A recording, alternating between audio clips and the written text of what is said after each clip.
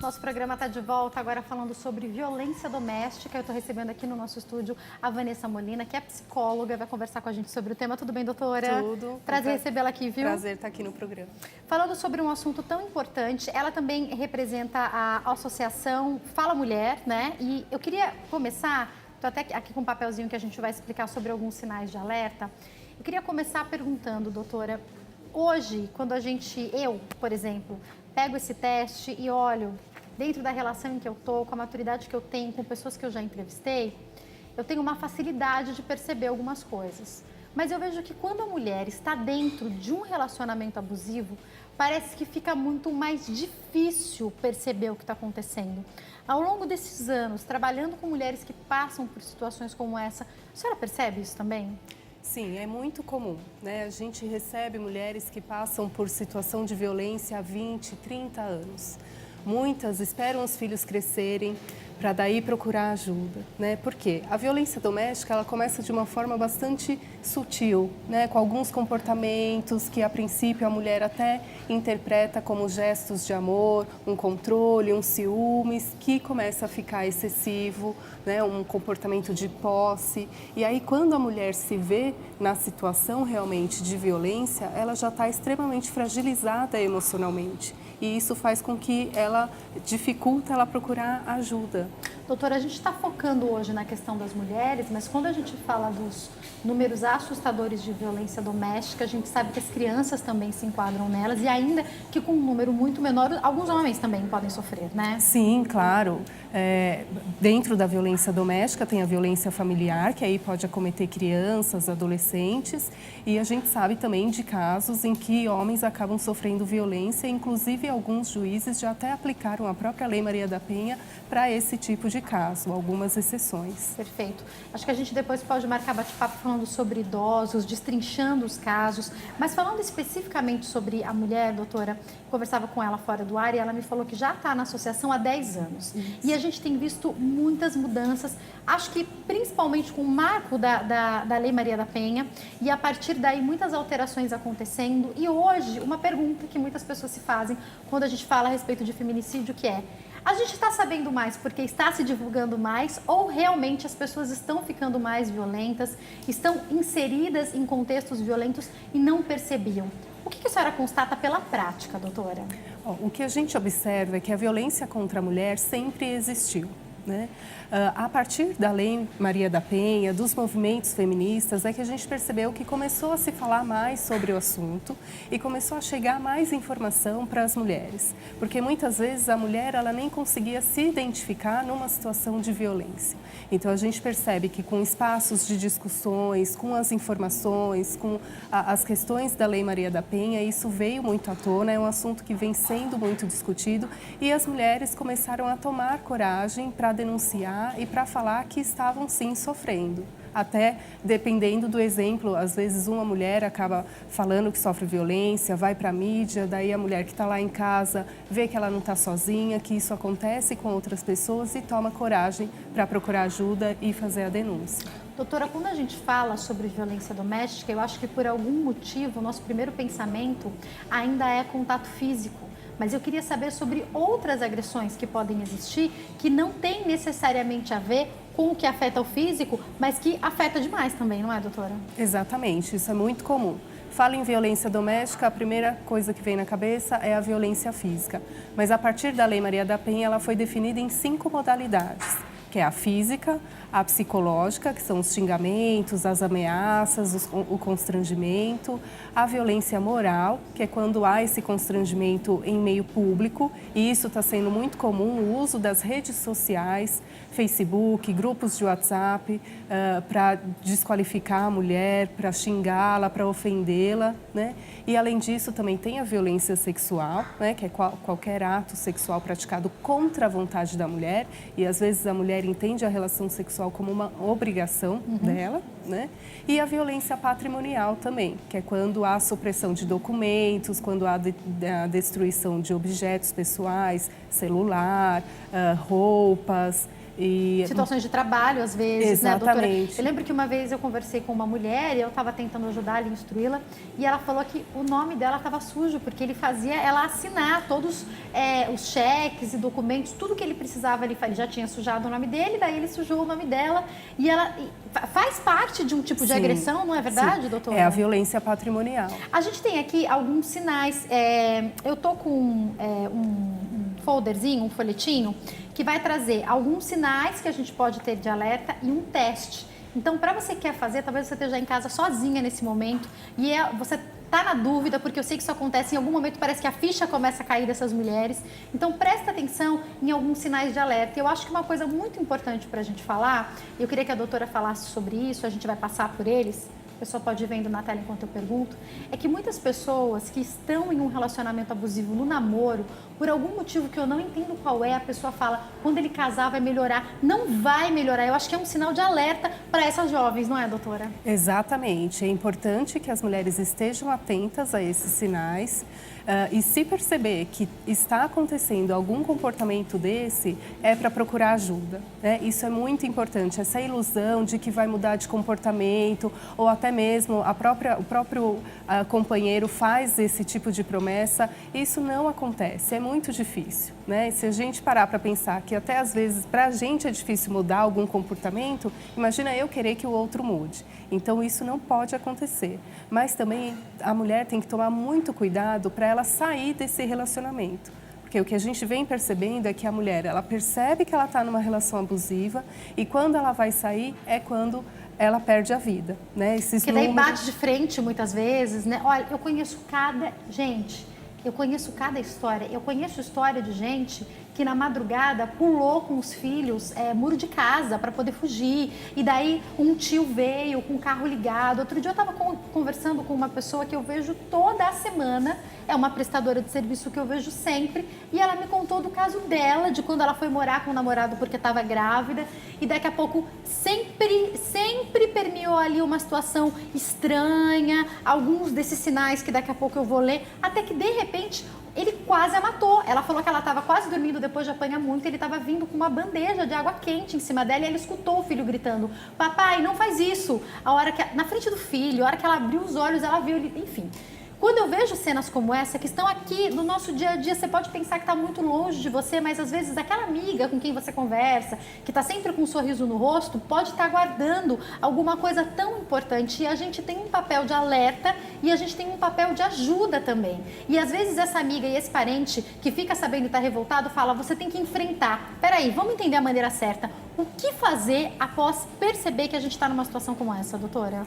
Exatamente, isso é muito importante, porque às vezes as mulheres elas precisam desse apoio social e familiar, mas é importante que as pessoas saibam como ajudar, né? Porque às vezes fica pressionando a mulher que ela tem que sair da relação, mas não entende em que contexto que ela está inserida. Então a melhor forma é dar informação, né? É procurar os serviços disponíveis, serviços especializados que existem na cidade de São Paulo, para essa mulher poder ser orientada por profissionais, ela saber quais são os seus direitos, ter todas as informações para que ela tome a decisão melhor para o caso dela e que ela saia da relação de uma maneira segura para ela e para os seus filhos. E aí, doutora, quando eu vejo esses casos de mulheres que saíram fugidas, eu sei que cada caso é um caso, eu sempre me pergunto, e se tivesse dado errado, né? Eu fico olhando de fora e penso, poderia ter tido um outro planejamento, ele não ia sair para trabalhar no dia seguinte? Será que não era mais seguro, ao invés de sair correndo na madrugada? Mas eu percebo que a maioria das pessoas com quem eu converso, doutora, quando cai a ficha, parece que cai de uma vez e daí ela quer fugir, ela quer sair correndo e ela não pode deixar os filhos e daí várias ideias começam a permear a mente dessa mulher.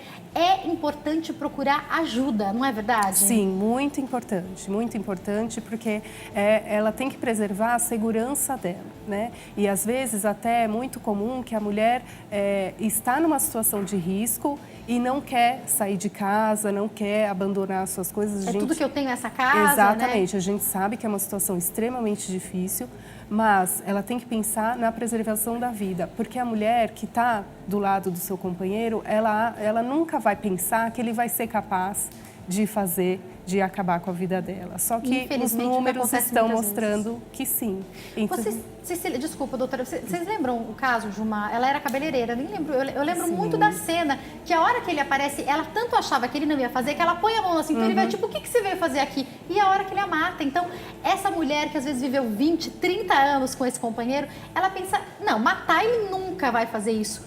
Pode acontecer sim, né, doutora? Pode acontecer. É importante que as mulheres tenham essa consciência, né? E que elas saibam que elas podem procurar ajuda, que elas não estão sozinhas e que essa ajuda tem que ser especializada. Doutora, eu vou trazer aqui alguns dos sinais que a gente colocou na tela, acho importante a gente falar, que é quando o companheiro fica verificando o celular ou e-mail sem a permissão, constantemente te coloca para baixo, tem um temperamento explosivo, um ciúme ou insegurança excessivo, afasta você dos amigos e familiares, faz falsas acusações, de propósito faz você pensar que está louca, machuca você fisicamente de alguma forma, apresenta possessividade e diz o que você deve ou não fazer. Quando a gente fala de todos esses tópicos, doutora, eu fico pensando no que eu vejo de maneira repetitiva. Tudo que está aqui de alguma maneira se enquadra, mas quase todas as mulheres com quem eu conversei que sofreram algum tipo de violência doméstica, parece que a primeira coisa que ele faz é afastar da família e dos amigos, né? Exatamente. É impressionante como isso é em quase 100% dos casos, né, doutora? Ele faz isso para ele ter total controle sobre a mulher, né? Então afasta de amigos e de familiares, deixa a mulher em casa, muitas vezes não permite que ela estude ou trabalhe, para que ele tenha total controle sobre ela. E com isso, a violência psicológica que ele vai praticando também vai causando um rebaixamento da autoestima e essa mulher se vê totalmente dependente. Doutora, quando a gente fala sobre falar ou não o que essa mulher deve fazer, a gente tem uma realidade hoje de mulheres no mercado de trabalho, de mulheres lutando por direitos iguais, complementando renda com o marido. A mulher, hoje, ela está aí no dia a dia, na vida, né? Ela não é mais aquela dona de casa que, se o marido deixasse ela fechada, talvez poucas pessoas tivessem acesso e soubessem disso. Ainda para essas mulheres que trabalham fora, esse homem que costuma ser abusador tenta controlar a vida dela lá fora, estando ela no trabalho, estando ela na igreja, estando ela no seu dia a dia? Sim, isso é muito comum, né? A gente percebe assim que mesmo mulheres que têm uma certa autonomia ainda acabam sofrendo, sendo vítimas de violência. A gente conhece casos, por exemplo, que a mulher trabalha, tem uma boa renda e aí ele fica com toda a renda da mulher, não permitindo que ela tenha acesso a isso. Então, é muito comum, sim, que essas mulheres também sofram violência e é importante a gente pensar que a mulher tem que trabalhar muito com a sua autoestima, com a sua autonomia, para que ela se perceba capaz, para que ela saiba quem ela é e quais são as suas escolhas e aí definir que tipo de relação que ela quer estabelecer. Eu lembro de um caso, doutora, que ela me contou, a mulher me contou que ele falava para ela: você tá feia, você não se cuida. Quando era um dia importante, que ela se arrumava inteira, ele olhava e falava: essa roupa não combina, por que você está saindo desse jeito? Esse colocar para baixo, essa maneira de denegrir a imagem da outra pessoa, também é uma violência, né, doutora, então? Sim, é a violência psicológica, né? E a mulher que ouve isso durante muito tempo, muitos anos, o relato que elas trazem é que a violência física, né, um machucado vai no médico, faz um curativo, mas essa violência psicológica, ela fica marcada por muito tempo. Agora, doutora, tentando entender as questões psicológicas, então, daqui a pouco eu vou mostrar o teste também, que é super interessante. Tentando entender essas questões psicológicas, o que a gente percebe é que muitas vezes a mulher que está em imagina aqui mulheres que eu conheço, até as que eram mais jovens, da minha época de adolescência, que se relacionavam com namorados abusivos. Ela terminava a relação, ela começava com outro que parece que fazia a mesma coisa. Existe um perfil que se repete de alguma maneira? Se a pessoa percebe que ela já se colocou em 1, 2, 3 relacionamentos com alguém possessivo, com alguém ciumento, com alguém que xinga, não está na hora, de repente, de procurar uma ajuda psicológica? Sim, com certeza. É muito comum essa reprodução, né? Então, o que a gente percebe é que muitas vezes a mulher que sofre violência doméstica nesse tipo de relação já tem um histórico de violência desde a infância. Então, é um tipo de comportamento que ela já conhece e é como ela acaba estabelecendo as suas relações. Então, é muito importante que a mulher que saiu de um relacionamento abusivo, que ela procure ajuda psicológica para que ela se fortaleça, para que ela se empodere e não estabeleça uma nova relação. Doutora, uma coisa que muitas vezes a gente não entende, mas por lidar há 10 anos com mulheres que passam por situação como essa, eu acho que a senhora vai poder nos orientar. Enquanto sociedade, a gente muitas vezes emite um julgamento. Hoje a gente sabe que não pode mais, mas por muito tempo a mulher, ela denunciava e depois ela mesma retirava essa denúncia porque ele falava que ia mudar e vinha com flores e bombons. É uma situação que a gente via de maneira repetida, hoje a gente sabe que a lei alterou algumas possibilidades de retirar essa queixa e tudo mais, mas por que essa mulher volta, doutora? O que está... Porque eu percebo que às vezes as pessoas até abandonam, porque falam, não, ela não quer ajuda. Mas o que está se passando na mente dessa mulher muitas vezes? Realmente, isso é visto com muito preconceito, né? E as pessoas julgam, mas é importante a gente entender por que isso acontece. Em que contexto que ela está inserida, porque ninguém quer viver apanhando ou viver maltratada. Então, assim, a mulher, ela passa, é como esse caso que eu falei, ela passa por uma situação de violência desde a infância. Uma mulher que está 20, 30 anos, não vai ser em 1, 2 meses que ela vai conseguir romper esse ciclo. Né? Então, ela acredita que é possível ele mudar. Às vezes, ela teme pela educação dos filhos, afastar os filhos do pai. Então, tem uma série de condições que faz com que essa mulher permaneça. O medo... Então, muitas vezes, a falta de um apoio social, um apoio familiar. Então, ela precisa de todo um aparato para que ela realmente consiga quebrar esse ciclo de violência. Doutora, a gente falando para o Brasil inteiro agora, eu fico imaginando as realidades diferentes de cada local, mas eu queria entender um pouco também o perfil desse agressor, né? Pode acontecer de ser um excelente pai e um péssimo marido, ou esse agressor geralmente trata, de um modo geral, toda a família mal quando ele tem esse perfil? Tem perfis diferentes mesmo, né? O que a gente percebe que é mais comum é de um perfil de comportamento aprendido. Então, desde a infância, viu o pai batendo na mãe, aprendeu que é dessa forma que ele estabelece as relações, então ele acaba sendo agressivo com todo mundo. E aí, alguns perfis que têm também uma questão com a figura feminina, né? De uma cultura machista que a gente vê e que acaba reproduzindo esse comportamento somente na figura da mulher. Doutora, a gente tem um teste aqui, que é uma sugestão, a gente vai passar para as pessoas que estão em casa. A gente tem um teste aí também para mostrar, né, Cat? Agora, a gente precisa ficar atento a partir de quantos tiques aqui, de quantos, de repente, 2, 3, um só. Quando que a gente tem que ter um sinal de alerta? É importante estar atenta, se você marcou 2, 3 opções, dependendo da opção, é o momento de ficar atenta e de estabelecer um diálogo também com esse companheiro, entender por que aquilo está acontecendo e aí verificar se aquilo é algo que pode ser mudado ou se realmente é algo que vai evoluir aí para casos mais graves. Eu vou só falar aqui só para as pessoas poderem ter noção. Alguns dos tópicos para você fazer esse teste. Um deles é se o companheiro ou companheira controla o tipo de roupa que você usa, se te afasta de amigos e parentes, se ele reduz as suas relações sociais, se ele diz que você não precisa trabalhar ou estudar porque ele vai cuidar de você. Tem um aqui que eu achei muito interessante, que é a respeito de se ele maltrata os animais de estimação. Eu já conheci pessoas, doutora, que falavam que ele ameaçava, não vai fazer o que eu quero, eu vou machucar o gato, eu vou jogar água quente no gato. Então, ele não fazia com ela especificamente, mas fazia com o bichinho de estimação. Eu fico imaginando a tortura psicológica disso, doutora. Exatamente, não é a violência física, mas é a violência psicológica, né? Então, hoje ele não vai fazer, mas e amanhã? E depois? Então, tem que tomar muito cuidado com esse tipo de comportamento. Doutora, a gente percebe que a utilização de drogas, sejam elas as lícitas ou as ilícitas, né? Falando principalmente aqui do álcool, também pioram ainda mais essa relação, porque eu já ouvi, inclusive, dessa moça que eu ouvi falando da água quente que ele ia derrubar nela, ela falou assim pra mim, não, mas ele é uma pessoa excelente quando não tá drogado. Eu falei, ai, bacana, a pessoa, você quase matou ela, mas ele é excelente quando não tá drogado.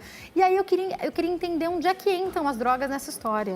Então, a questão do álcool e das drogas é algo que potencializa o comportamento agressivo. Então, não é a causa, não é porque ele usou que ele é agressivo. Já existe um comportamento agressivo e essas substâncias fazem com que isso potencialize. Doutora, eu vou deixar aqui os contatos já para quem está assistindo, porque a gente tem que encerrar, mas a gente está agora ao vivo para todo o Brasil. Eu acredito que muitas pessoas estão nos assistindo. Inclusive, a gente recebeu mais de uma ligação de pessoas falando do contrário, de quando o homem está sofrendo algum tipo de violência, daí ele tem medo de com a força, né, responder àquela mulher que rasga a roupa. Teve um que falou que ela joga o celular dele na água porque ela fica com ciúmes do que tem lá. Então, seja para qualquer uma das situações, o importante é procurar ajuda, não é, doutora? Exatamente. Qual que é o primeiro passo para procurar ajuda, então? Exatamente. Para procurar ajuda, as mulheres podem ligar para o Disque 180, que é um serviço nacional e gratuito, e ela vai poder ter informação do serviço mais próximo dela. Quem quiser também pode entrar em contato com a gente através do nosso site, que é falamulher.org.br, e aí pode mandar uma mensagem para a gente, que a gente tem toda uma equipe especializada para responder e dar as orientações. Está passando também o e-mail da doutora Vanessa para vocês, e a gente tem 2 números de telefone que vão passar aí na tela. Doutora, mais uma vez, obrigada, e eu já te convido para voltar, porque eu acho que o assunto é tão importante, a gente precisa falar cada vez mais sobre isso. Obrigada, viu? Eu que agradeço. Uma ótima tarde. Obrigada a você também pelo seu carinho e pela sua audiência. Eu te espero aqui amanhã. Uma ótima tarde. Fica com Deus. Tchau.